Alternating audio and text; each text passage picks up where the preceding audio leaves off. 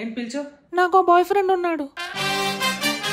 ఇది పెళ్లికి ముందే చెప్పొచ్చు కదా. చెప్తే మీరు నన్ను పెళ్లి చేసుకోరు కదా. నన్ను ఎందుకు పెళ్లి చేసుకోవాలి? మీ బాయ్ ఫ్రెండ్ తో పెళ్లి చేసుకో. మా ఇంట్లో ఒప్పుకోరు కదా. Very complicated matter this. ఎవరో తను చెప్పిన బాయ్ ఫ్రెండ్. సరే నేను తనకు డివోర్స్ ఇచ్చేస్తాను, మీ ఇద్దరు వెళ్ళిపోండి. అలా అవ్వదు భయ, మీ ఇద్దరం కలిసి బయట కనబెడతా అలా నాన్న చంపేస్తారు. ఇప్పుడు నేను వచ్చి మాట్లాడినా అప్పుడు నేను చంపేస్తారు. అంటే ఎటు చూసినా నాకే బొక్క. అవును భయ్య, అవును. మరి ఇప్పుడు ఏం చేద్దాం అనుకుంటున్నారా? కొన్నాళ్ళు మీ ఇంట్లోనే ఉందాం అనుకుంటున్నాం భయ్య. ఓహో, ఈ బంపర్ ఆఫర్ కూడా నాకే. ఉండి సావండి భయ్య. చాలా లైన్ గ్యాప్ వచ్చింది కదా, మీరు బయట పడుకుంటారా, మీ ఇద్దరం లోపల పడుకుంటాం. ఏదో చేసుకోండి. అదిరా పరిస్థితి. అయినా నీ పెళ్లి అయిపోయిన తర్వాత ఎవడు మధ్యలో వచ్చి బాయ్ ఫ్రెండ్ అంటే నువ్వెలా ఒప్పుకున్నావురా? నువ్వు మిస్ అవుతున్నట్టున్నావు. టెక్నికల్లీ వాళ్ళిద్దరూ ఫస్ట్ ప్రేమించుకుంటే మధ్యలో నేను వచ్చి పెళ్లి చేసుకున్నా. భయ్యా నేను బయటకు వెళ్తున్నాను, తనని తీసుకెళ్ళచ్చు కదా. నీ గర్ల్ ఫ్రెండ్ తో బయటకు వెళ్ళడానికి నా పర్మిషన్ ఎందుకు? అంటే ప్రస్తుతానికి మీ ఆవిడ కదా. ఓహో ఇదోటి మళ్ళీ.